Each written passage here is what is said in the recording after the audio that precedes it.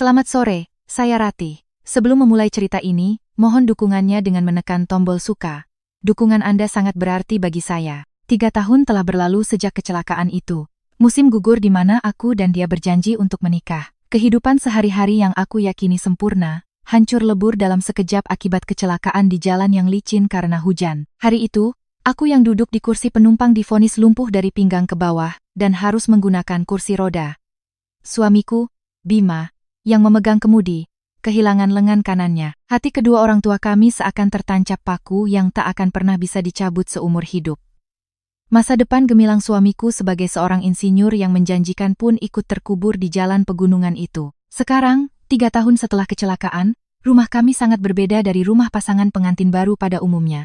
Mulai dari pintu masuk, ruang tamu, dapur, hingga kamar mandi, semua ambang pintu telah dihilangkan hingga rata. Ketinggian wastafel dapur juga telah dimodifikasi menjadi jauh lebih rendah dari biasanya agar aku bisa mencuci piring sambil duduk di kursi roda. Semua ini adalah hasil kerja keras ayah mertuaku yang begadang berhari-hari, menggergaji dan menyerut kayu seorang diri. Bip bip, suara kunci pintu digital berbunyi, menandakan suamiku telah pulang. Aku pulang. Bagaimana harimu? Baik-baik saja?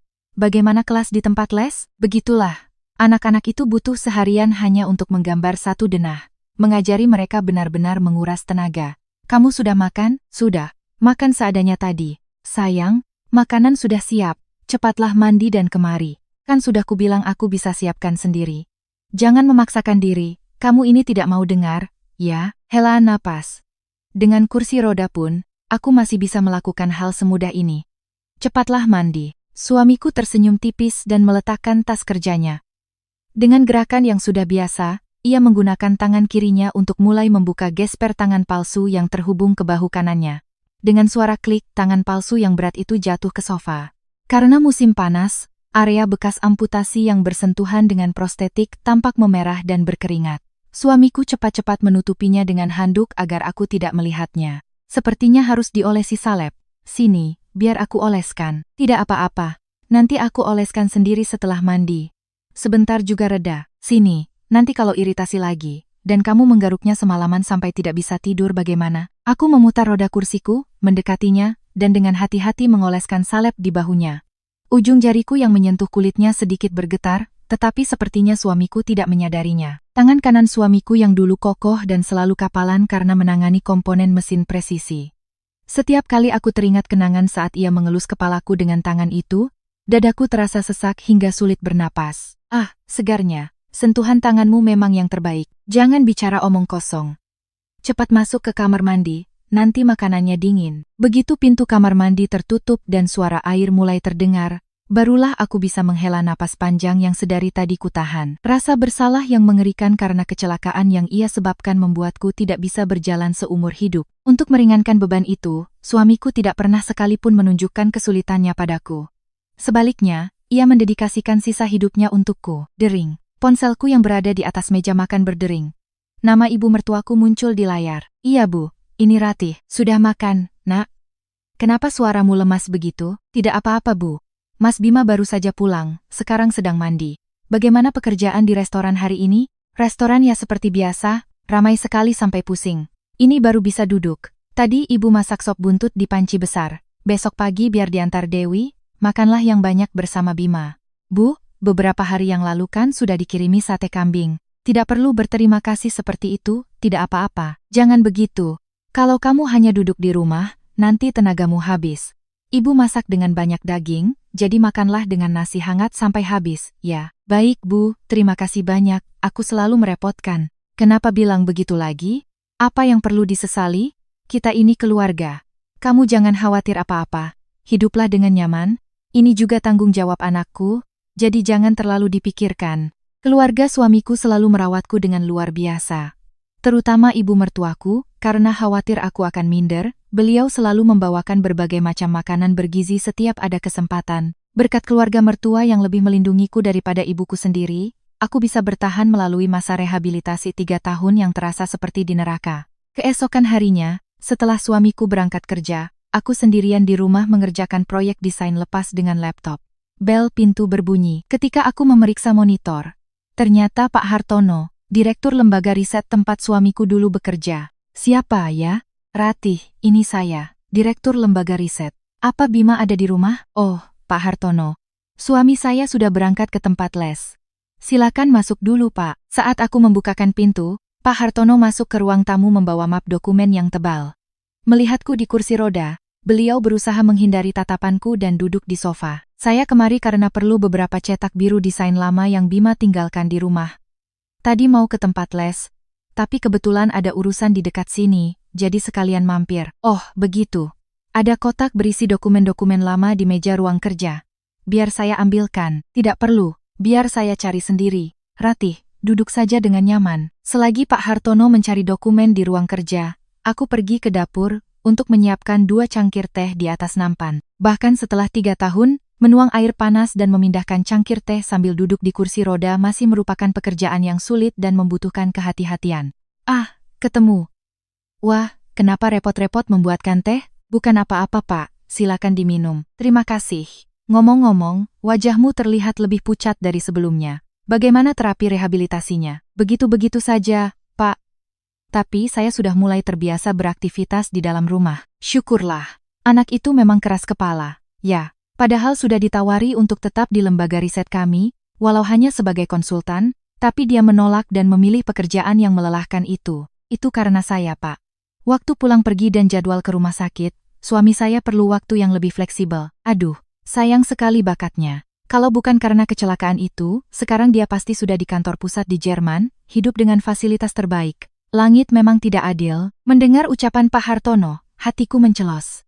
Meskipun aku sudah tahu, mendengarnya langsung dari orang lain membuat masa depan suamiku yang hilang terasa semakin tragis. Maafkan saya, ini semua karena saya. Oh, bukan begitu. Saya yang salah bicara. Maksud saya bukan salahmu. Hanya saja, kita tidak pernah tahu apa yang akan terjadi di masa depan. Seorang insinyur terbaik tiba-tiba kehilangan lengan kanannya dalam semalam. Saya pun ikut sedih. Tidak apa-apa, Pak. Saya mengerti. Saat suasana menjadi canggung, suara kunci pintu digital berbunyi dan pintu depan terbuka. Suamiku, yang seharusnya berada di tempat les, berlari masuk dengan tergesa-gesa. Pak Hartono? Oh, Bima. Saya mampir untuk mengambil beberapa denah.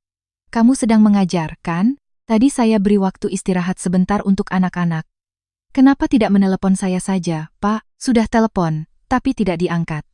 Saya pikir kamu sibuk, jadi saya minta izin pada istrimu dan baru mau pamit. Oh, begitu. Maaf sudah merepotkan Bapak sampai datang kemari. Sudah makan, Pak? Sudah. Cepatlah kembali ke tempat les. Istrimu, tehnya enak sekali. Sampai jumpa lagi ya. Baik, Pak. Hati-hati di jalan. Suamiku mengantar Pak Hartono keluar, lalu kembali dan duduk terkulai di sofa. Wajahnya yang berkeringat diseka dengan lengan bajunya. Ekspresinya anehnya tegang. Kenapa kamu terburu-buru datang? Apa karena pesanku yang bilang Pak Hartono datang? Hah? Oh, itu. Aku khawatir kamu tidak bisa menemukan denah itu. Aku kan tahu denahnya ada di kotak di ruang kerja. Tadi Pak Hartono cerita, denah yang kamu gambar masih dipakai di lembaga riset. Itu denah lama. Hanya untuk referensi saja. Kamu bicara apa saja dengan Pak Hartono? Tidak bicara yang aneh-aneh, kan? Aneh bagaimana? Beliau hanya memujimu. Cepatlah kembali, murid-muridmu menunggu. Oh, iya. Kalau tidak ada apa-apa lagi, aku pergi. Ya, suamiku kembali bergegas pergi, dan ruang tamu kembali sunyi. Sikapnya yang tampak panik terasa mengganjal, tetapi aku menganggapnya hanya karena ia malu dengan kondisinya di depan mantan atasannya. Malam itu, adik iparku, Dewi, datang membawa panci besar berisi sop buntut kiriman ibu mertuaku. Sepertinya ia langsung datang dari kantor, masih mengenakan pakaian kerja dan riasannya belum dihapus. Dewi, kenapa kamu bawa panci seberat ini sendirian? Padahal bisa minta Mas Bima bawa sekalian pas pulang. Aduh, berat sekali. Ibu dari tadi di restoran sudah heboh menyuruhku mengantar ini agar bisa dimakan malam ini juga. Ibu ini ada-ada saja. Taruh saja di meja makan, sini minum teh dulu. Iya, Kak. Mas Bima belum pulang? Belum. Kelas malamnya selesai sekitar 1 jam lagi. Dewi meletakkan panci di dapur, melepas mantelnya, dan duduk santai di lantai ruang tamu. Kak, bagaimana kakimu? Waktu itu katanya nyeri kalau hujan. Sama saja. Tapi aku rutin fisioterapi, jadi jangan khawatir. Kamu sibuk sekali di kantor, ya? Wajahmu pucat, jangan ditanya, Kak. Mendekati akhir tahun. Laporan numpuk, setiap hari lembur. Hari ini sengaja pulang cepat untuk mengantar sop ini. Kasihan sekali. Aduh, bagaimana ini? Seharusnya aku yang menyiapkan makan malam untukmu. Kakak ini bicara apa? Kenapa kakak yang harus menyiapkan makan malam untukku? Biar aku yang hangatkan sopnya dan siapkan untuk kakak. Kakak duduk saja, tapi aku tidak apa-apa. Sudah kubilang, duduk saja. Ini semua karena Mas Bima. Bukan begitu, biar aku ke dapur hangatkan kuahnya. Dewi memotong ucapannya dan buru-buru berbalik ke dapur. Suasana yang aneh. Setiap kali pembicaraan menyinggung kecelakaan, keluarga suamiku seolah kompak, mereka menjadi sangat berhati-hati dan menghindari pembicaraan. Api kompor menyala, dan aroma daging yang gurih memenuhi ruang tamu. Dari dapur, terdengar suara Dewi. Kak, mau pakai irisan daun bawang? Iya, Dewi. Yang banyak, ya. Tak lama kemudian, Dewi datang membawa 2 mangkuk sop panas di atas nampan. Meja makan tertata rapi dengan sambal dan kerupuk. Ini kak, makan yang banyak. Ibu bilang dagingnya dipilih yang paling bagus. Terima kasih. Kamu juga cepat makan. Kuah hangat yang masuk ke perut seakan melemaskan tubuhku yang tegang. Aku makan sambil mengobrol ringan dengan Dewi. Setelah selesai, bahkan setelah Dewi mencuci piring dan membawakan buah potong, suamiku baru membuka pintu depan. Oh, kamu di sini? Tumben tidak sibuk? Mas Bima sudah pulang? Aku mengantar sop buntut dari ibu. Mas sudah makan? Tadi aku makan bareng Kak Ratih. Kuahnya enak sekali. Aku sudah makan sandwich tadi di dekat tempat les. Sudah malam, cepatlah pulang. Besok kan harus kerja. Iya, ini mau pulang. Kak, aku pamit. Iya, besok jangan lupa habiskan sopnya. Terima kasih. Ya, Dewi, hati-hati di jalan. Setelah Dewi pergi, suamiku seperti biasa melepas tangan palsunya di sofa dan menuju kamar mandi. Tinggal sendirian di ruang tamu, aku memasukkan sepotong buah yang telah dipotong rapi oleh Dewi ke dalam mulut. Meskipun sari buahnya terasa manis, pikiranku entah kenapa terasa rumit. Sikap suamiku yang aneh setelah kunjungan Pak Hartono, dan Dewi yang tidak bisa menyelesaikan kalimatnya saat membawakan sop buntut. Semua itu adalah sikap keluarga yang hangat dan peduli padaku, tetapi di bawah permukaan yang tenang, aku merasakan sedikit kejanggalan yang asing. Keesokan paginya, mungkin karena suara hujan semalam, aku terbangun lebih awal dengan badan pegal-pegal. Saat aku mencoba pindah ke kursi roda dari tempat tidur, lenganku terasa sangat lemah. Suamiku masih tertidur pulas. Dengan susah payah aku berhasil naik ke kursi roda. Dan saat itu, suara tetesan air hujan yang menghantam kaca jendela kembali terdengar. Tuk, tuk, tuk. Tiba-tiba, rasa sakit yang tak dapat dijelaskan menghantam kepalaku. Malam yang hujan. Sensasi dingin setir mobil. Wiper yang bergerak liar. Dan suara decitan ban yang memekakkan telinga. Napasku tercekat dan pandanganku memutih. Telingaku berdengung dan jantungku berdebar kencang. Aku berkeringat dingin, memegangi dadaku dan terengah-engah. Sisa-sisa mimpi buruk itu lagi. Gejala trauma yang sering kualami setiap kali hujan turun setelah kecelakaan. Dokter menjelaskan bahwa itu adalah akibat dari ketakutan saat mengalami kecelakaan dalam kondisi tak berdaya di kursi penumpang yang tertanam dalam di benakku. Setelah berhasil menenangkan napas, aku segera memutar roda kursiku ke ruang tamu. Aku berusaha menghapus pikiran itu saat menuju dapur untuk memanaskan sisa sop buntut semalam. Ya, ini hanya trauma kecelakaan. Semua sudah berlalu, jangan dipikirkan. Namun, rasa curiga yang tak bisa dijelaskan yang muncul di sudut hatiku tidak mudah hilang. Sore itu, bel pintu berbunyi. Monitor menunjukkan ibuku. Beliau membawa banyak sekali wadah makanan dalam tas besar. Ibu, kenapa tidak telepon dulu mau datang? Ini bawa apa saja sebanyak ini? Ibu buatkan semur jengkol dan rendang kesukaanmu. Maaf telat, tadi bantu-bantu di restoran besanmu dulu. Cepat buka pintunya. Begitu pintu terbuka, ibuku langsung masuk dan mulai mengelap genangan air di lantai. Melihat sikap ibuku yang selalu berlebihan karena takut roda kursiku tergelincir, hatiku kembali terasa berat. Sambil memasukkan lauk ke dalam kulkas, ibuku terus mengucapkan kata-kata yang seolah-olah menunjukkan betapa ia berhutang budi pada keluarga suamiku. Besanmu itu baik sekali padamu. Setidaknya ibu harus bantu dengan membawakan lauk pauk. Nak Bima kemarin pulang larut lagi, ya? Sepertinya pekerjaan di tempat les sangat berat. Sudah kubilang tidak apa-apa, Bu. Kenapa ibu harus membantu di restoran ibu mertua? Beliau pasti tidak nyaman. Diam. Ibu ini berutang budi sangat besar pada keluarga Besan. Begini saja tidak cukup. Kamu, diam saja dan hiduplah dengan berbakti seumur hidup pada mertuamu dan Nak Bima. Mengerti? Suara ibuku terdengar bergetar. Biasanya ibuku memang selalu bersikap seperti orang yang bersalah pada keluarga suamiku yang telah berkorban untukku, tetapi hari ini sikapnya terasa lebih parah. Melihat punggung ibuku yang menutup pintu kulkas, aku menggigit bibirku erat-erat. Fakta bahwa karena aku, Ibuku harus hidup dengan menundukkan kepala seperti orang bersalah, terasa mencekiku sekuat lengan kanan suamiku yang hilang. Saat ibuku selesai merapikan kulkas, suara kunci pintu digital berbunyi. Ibu mertuaku masuk membawa kantong plastik hitam di kedua tangannya. Loh, Besan sudah di sini ya? Iya, Besan. Tadi membawakan sedikit lauk untuk Ratih. Restoran sedang sibuk, kenapa repot-repot membawa semua ini? Sini, biar saya yang rapikan. Ibuku, dengan sikap membungkuk seolah melayani seorang direktur, mencoba mengambil kantong plastik dari tangan ibu mertuaku. Ibu mertua dengan cepat menarik kantong itu ke belakang. Tidak usah, Besan. Biar saya masukkan ke kulkas. Ini bukan apa-apa, cuma beli buah kesukaan menantuku dan sedikit bahan untuk masak. Aduh, kalau tahu Besan mau datang, saya bisa masakkan sesuatu. Tidak perlu, Besan. Besan sudah bekerja keras di restoran, masih juga mengurus Ratih kami. Mana mungkin saya tega makan masakan Besan. Saya yang selalu merasa bersalah. Sungguh. Saya harus membalas budi seumur hidup. Ibuku kembali menundukkan kepalanya dalam-dalam. Melihatnya, hatiku terasa seperti terbakar. Sejak kecelakaan itu, ibuku selalu bersikap seperti orang bersalah setiap kali bertemu keluarga suamiku. Hanya karena fakta bahwa suamiku tetap mendampingiku yang cacat seumur hidup, ibuku rela hidup dengan merendahkan diri di hadapan mereka. Tapi aku merasa sangat frustrasi dan tidak adil. Bu, hentikan. Kenapa ibu terus menunduk di depan ibu mertua? Apa aku berbuat salah? Ratih, kamu diam saja. Besan, kenapa begitu di depan anak ini? Semua kan sudah lewat. Tidak, Bu, aku sungguh sedih melihat ibuku seperti ini. Sejujurnya, kecelakaan itu kan karena suami saya mengantuk saat menyetir. Aku juga kehilangan kakiku, dan harus hidup di kursi roda seperti ini. Kenapa ibuku harus hidup dengan tidak bisa mengangkat kepala di depan ibu mertua? Suamiku juga bersalah. Jadi dia bertanggung jawab padaku sebagai penebusan dosa, kan? Bu, tolong bersikaplah dengan tegar. Saat aku meluapkan amarah yang terpendam, keheningan yang berat menyelimuti ruang tamu.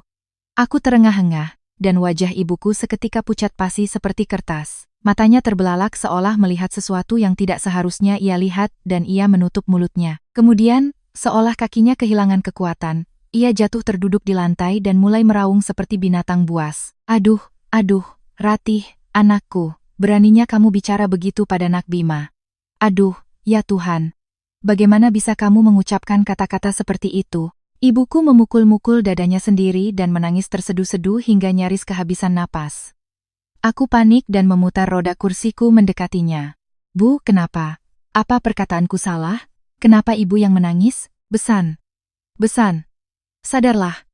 Kenapa begini di depan anak ini? Cepat bangun, wajah ibu mertuaku juga pucat. Sikap ramahnya yang biasa hilang entah kemana. Dengan cengkeraman kasar, ibu mertua menarik lengan ibuku untuk berdiri. Aduh, Besan. Kasihan sekali Nak Bima. Mulut anakku Ratih ini, bagaimana ini? Sudah kubilang hentikan. Cepat kita keluar. Ratih, Besan biar aku antar pulang, kamu masuk kamar dan istirahatlah. Ibu mertua, seolah melarikan diri, mendorong punggung ibuku dan menariknya keluar dari pintu depan. Blam. Pintu depan tertutup dengan suara keras, dan aku ditinggalkan sendirian di ruang tamu. Jantungku berdebar kencang. Ekspresi ngeri ibuku barusan, dan tindakan panik ibu mertuaku. Itu bukan sekadar reaksi kaget atas rengekan keras kepala seorang anak. Mereka panik seperti orang yang kebenaran mengerikannya, yang seharusnya tidak pernah terungkap di dunia ini terbongkar. Aku duduk terpaku di kursi roda, menatap kosong keluar jendela. Kejadian-kejadian setelah kecelakaan melintas di benakku seperti kepingan-kepingan puzzle. Setelah kecelakaan itu, aku koma selama 3 bulan. Saat aku membuka mata di ruang ICU, hal pertama yang kulihat adalah wajah lesu suamiku dengan lengan kemeja kanannya yang kosong. Saat itu, suamiku memegang tanganku dan menangis terseduh-seduh, mengatakan bahwa ia mengantuk di kursi pengemudi karena begadang beberapa malam, dan saat mencoba menghindari seekor rusa yang tiba-tiba muncul di jalan gunung, ia menabrak pagar pembatas dan mobil terguling ke bawah bukit. Beruntung tidak ada mobil dari arah berlawanan, jadi tidak ada korban lain. Ketika aku bertanya bagaimana dengan penyelidikan polisi dan urusan asuransi, suamiku mengelus kepalaku dan menjawab dengan sangat tenang. Ia berkata bahwa sebagai wali sahku, ia telah menyelesaikan semua prosedur, mulai dari memberikan keterangan polisi hingga menerima klaim asuransi, jadi aku hanya perlu fokus pada rehabilitasi. Karena itu adalah kecelakaan tunggal, tidak ada yang rumit dan semuanya sudah selesai secara administratif. Aku yang terbaring di ranjang rumah sakit bahkan tidak berpikir untuk memeriksa kembali laporan polisi atau menelepon perusahaan asuransi. Aku hanya percaya begitu saja pada perkataan suamiku. Semuanya terasa begitu alami dan ditangani dengan sempurna. Namun, reaksi ibuku hari ini telah meretakkan keyakinanku yang kokoh itu. Beberapa hari kemudian, pada suatu pagi di akhir pekan, ada pernikahan kerabat, jadi kami harus bersiap-siap sejak pagi. Aku duduk di tepi tempat tidur, memperhatikan suamiku berpakaian. Suamiku mengenakan celana panjang dan kemeja putih, tetapi mengancingkan kancing kemeja yang kecil dan licin dengan satu tangan kirinya selalu menjadi siksaan. Sialan, kenapa kancing ini susah sekali dikancingkan? Sini, biar aku bantu. Suamiku tersenyum canggung dan mendekatiku. Aku duduk di kursi roda dan mulai mengancingkan kemeja suamiku satu persatu dari bawah. Ujung jariku yang mengancingkan kemeja merasakan perut dan dada suamiku yang kokoh. Dan ketika mencapai area bahu, lengan kemeja kanan yang kosong itu jatuh ke bawah. Tunduk sedikit. Biar aku pasangkan dasinya juga, terima kasih. Tanpamu, aku bahkan tidak bisa keluar rumah. Sambil merapikan dasinya, aku menatap wajah suamiku. Di balik senyumnya yang lembut, kenangan saat kami masih berpacaran tiba-tiba muncul. Suamiku adalah orang yang sangat terampil. Sebagai seorang insinyur yang menangani komponen presisi, di akhir pekan ia suka merakit model miniatur yang sangat kecil dan rumit di rumah. Tangan kanannya yang memegang pinset menyusun komponen dengan sangat teliti dan akurat tanpa kesalahan sedikit pun. Aku masih ingat dengan jelas betapa bangganya ia pada kedua tangannya, matanya berbinar saat menunjukkan model rakitannya padaku. Suami seperti itu, sekarang bahkan tidak bisa mengancingkan kemejanya sendiri. Sayang. Ya, kenapa? Dasinya miring? Bukan. Dulu saat kamu masih bekerja di perusahaan, begadang menggambar denah dan merakit mesin, kamu terlihat sangat keren. Karena aku, kamu harus melepaskan mimpimu, aku sangat menyesal. Sudah berapa kali kukatakan, itu bukan salahmu. Kalau saja aku tidak mengantuk saat menyetir, kamu tidak akan seperti ini. Bisa melihat tangan cantikmu memasangkan dasiku, itu sudah cukup bagiku. Jangan pikirkan apa-apa, oke? Suamiku dengan lembut memegang pipiku dengan satu-satunya tangan kirinya.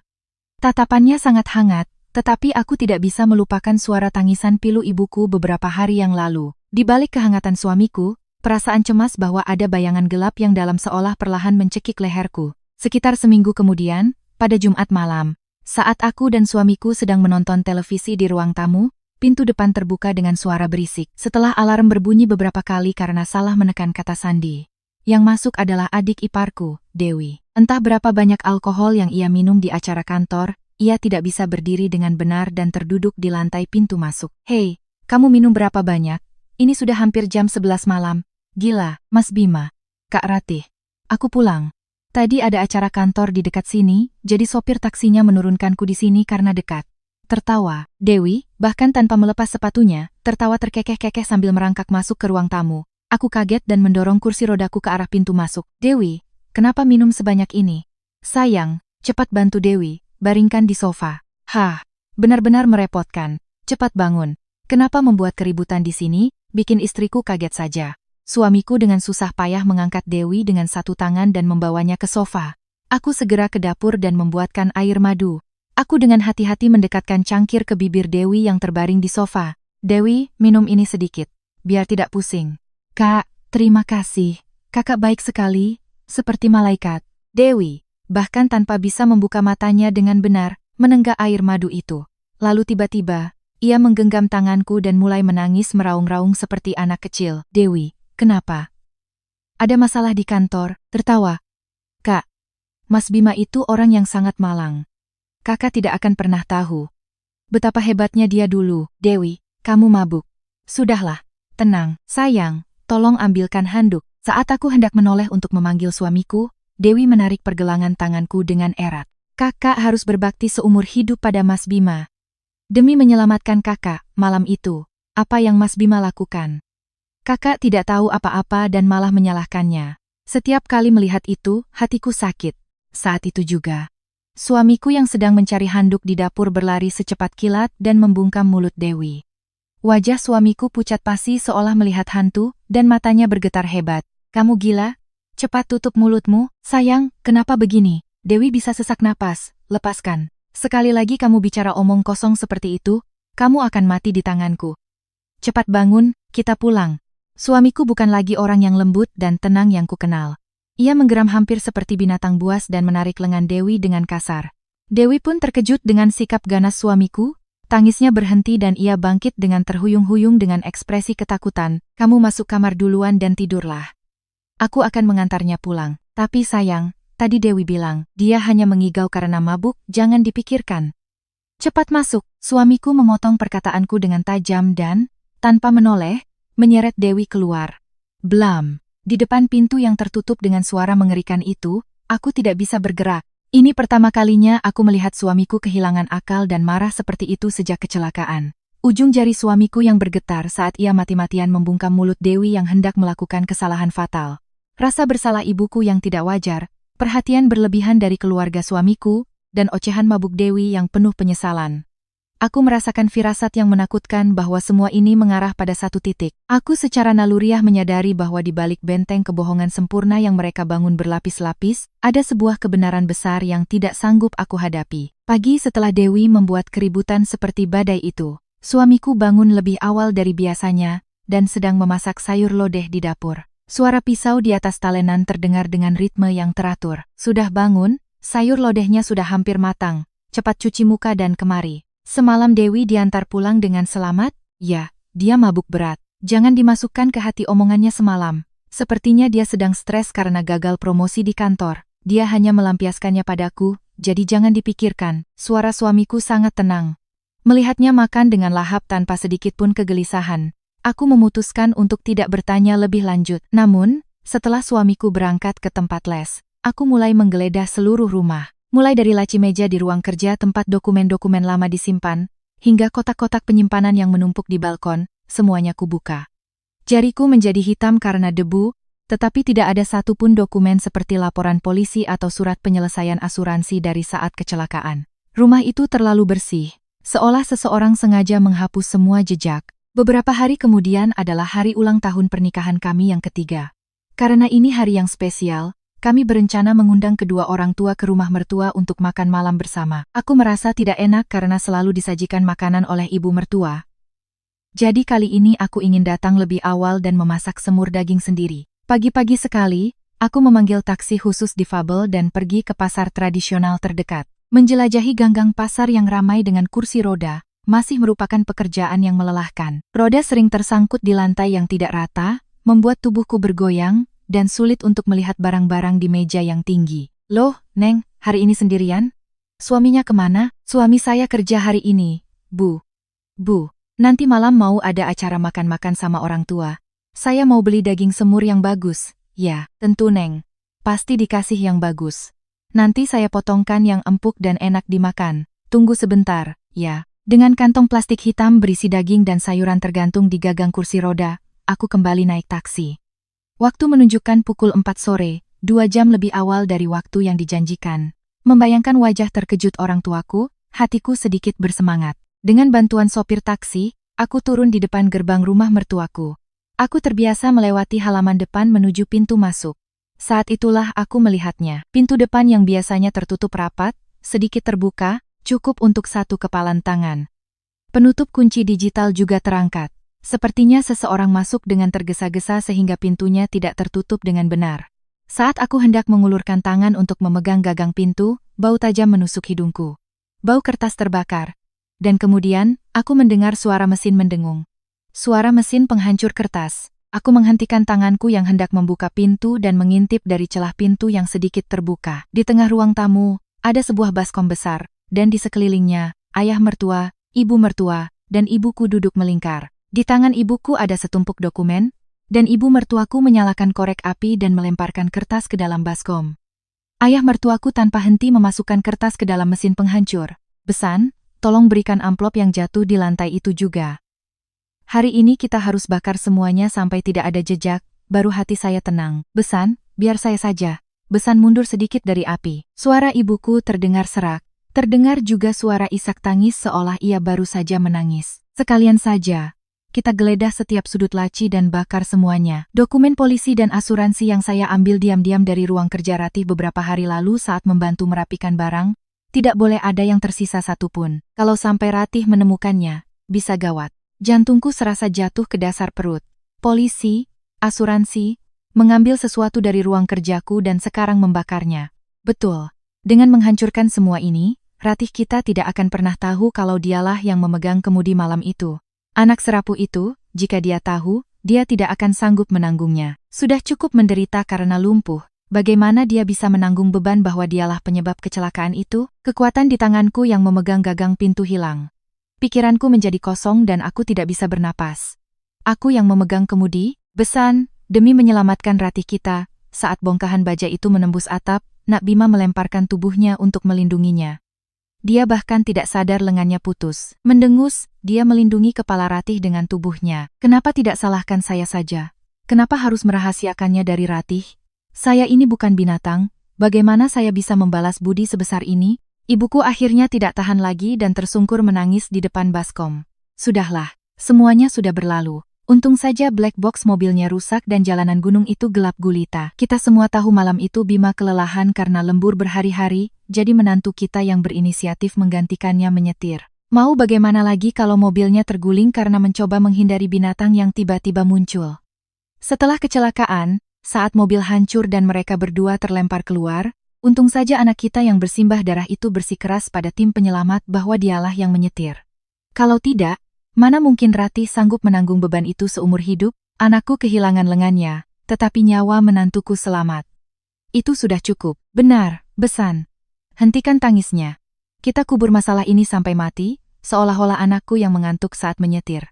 Jangan sampai satu kata pun terdengar oleh menantuku. Kantong plastik yang tergantung di gagang kursi rodaku jatuh ke lantai. Aku menutup mulutku dengan kedua tangan, tetapi gigiku bergemeletuk dan tubuhku bergetar hebat seperti daun ditiup angin. Pandanganku berputar dan aku merasa mual. Kenangan buruk di hari hujan yang terfragmentasi di benakku seketika tersusun menjadi sebuah gambaran yang jelas. Bukan di kursi penumpang.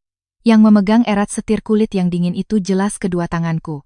Menggantikan suamiku yang kelelahan dan tertidur di kursi penumpang, aku sedang mengemudi di jalan pegunungan yang berkelok. Saat itu, di tengah hujan lebat yang mengaburkan pandangan, tiba-tiba sebuah bayangan hitam besar melompat ke jalan.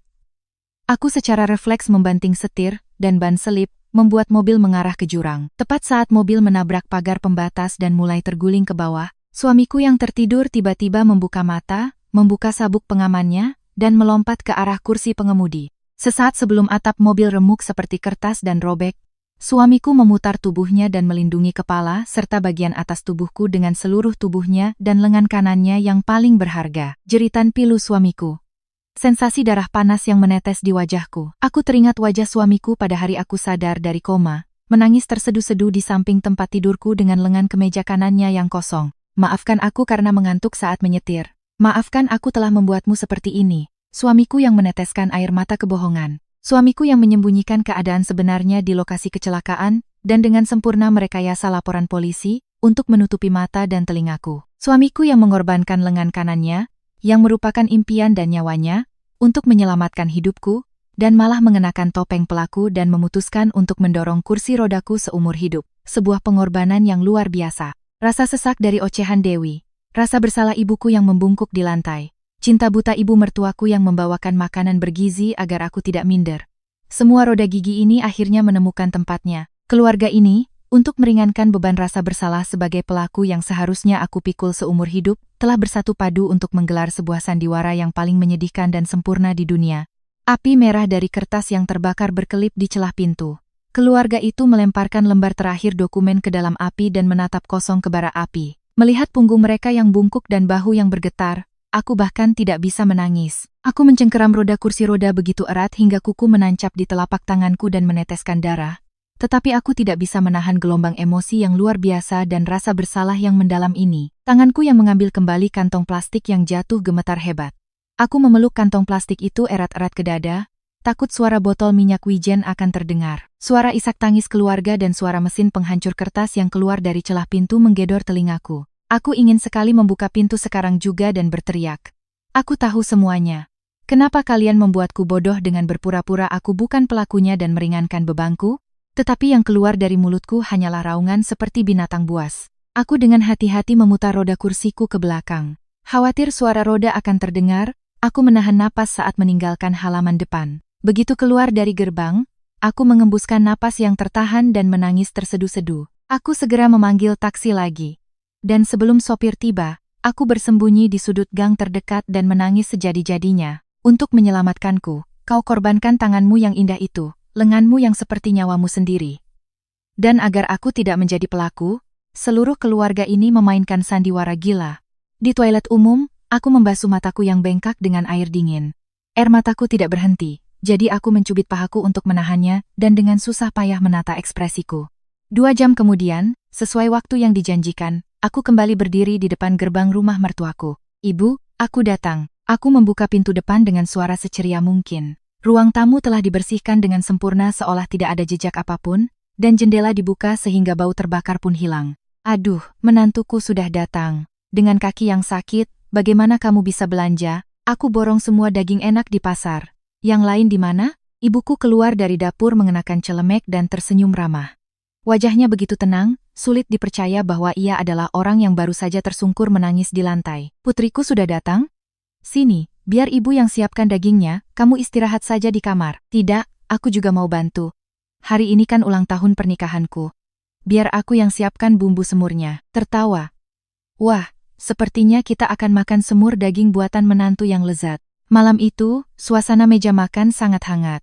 Suamiku yang datang terburu-buru setelah selesai mengajar pun bergabung, dan untuk pertama kalinya setelah sekian lama, seluruh keluarga berkumpul. Suamiku, alih-alih menggunakan sumpit yang kikuk, menggunakan garpu dan berusaha menusuk daging. Melihatnya kesulitan memisahkan daging dari tulang, hatiku kembali terasa seperti teriris. Aku berpura-pura tidak peduli, mengambil gunting dan memotong daging di piring suamiku menjadi potongan-potongan kecil. Sayang, makan ini.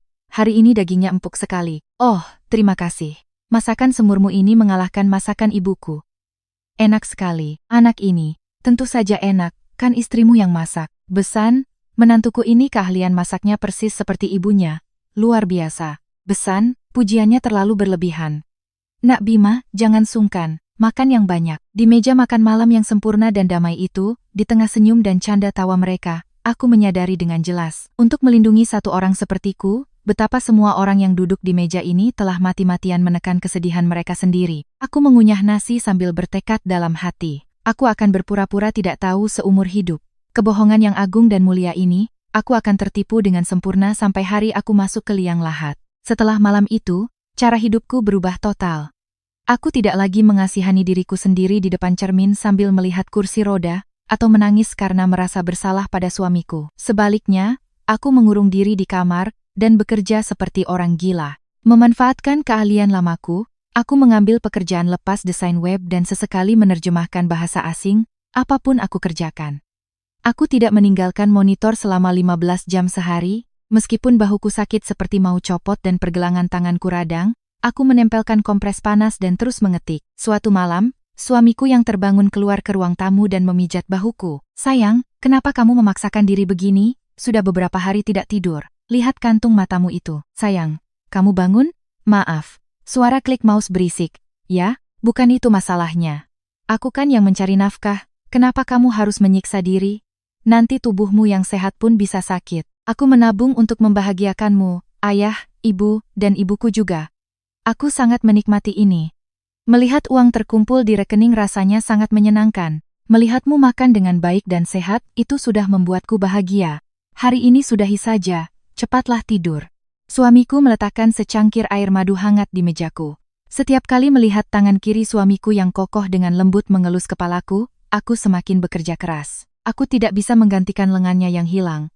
Tetapi setidaknya aku ingin memastikan ia tidak pernah harus menundukkan kepala karena alasan ekonomi. Setelah beberapa tahun bekerja keras, penghasilanku beberapa kali lipat melampaui gaji suamiku sebagai guru les. Aku mendapatkan klien perusahaan tetap, dan studio desain onlineku berkembang pesat hingga harus mempekerjakan karyawan. Hal pertama yang kulakukan, setelah mengumpulkan cukup banyak uang adalah memesan tangan palsu custom untuk suamiku dari sebuah perusahaan alat medis khusus terkenal di Jerman.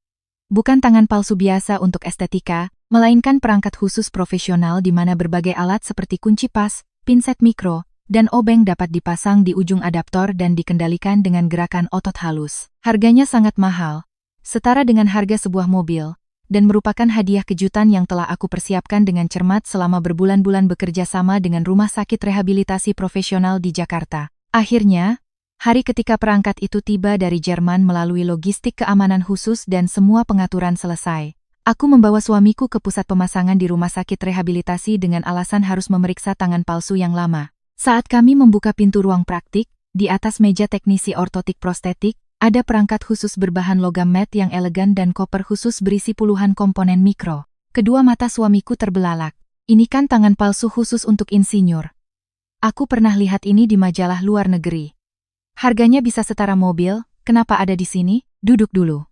Aku yang memesannya khusus untukmu melalui perusahaan Jerman dan direktur pusat ini. Waktu itu saat kamu datang untuk memperbaiki tangan palsu yang lama, aku diam-diam mengambil data soket lenganmu yang baru dan mengirimkannya ke Jerman. Butuh waktu lama karena semua komponen dibuat khusus. Suamiku gemetar, seolah tidak percaya. Sesuai arahan teknisi, suamiku melepas kemejanya dan melepaskan tangan palsu yang lama. Teknisi memasang soket kustom baru yang telah disiapkan dengan sempurna ke lengan sisa dan dengan hati-hati menghubungkan perangkat. Dengan suara klik gesper terpasang, dan saat sensor mulai menangkap sinyal halus dari otot, terdengar suara getaran kecil yang teratur. Bagaimana? Tidak terlalu berat.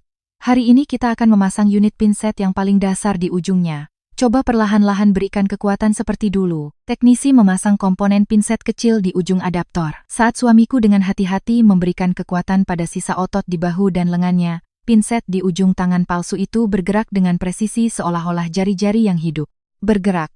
Ratih, lihat ini. Benar-benar bergerak sesuai keinginanku.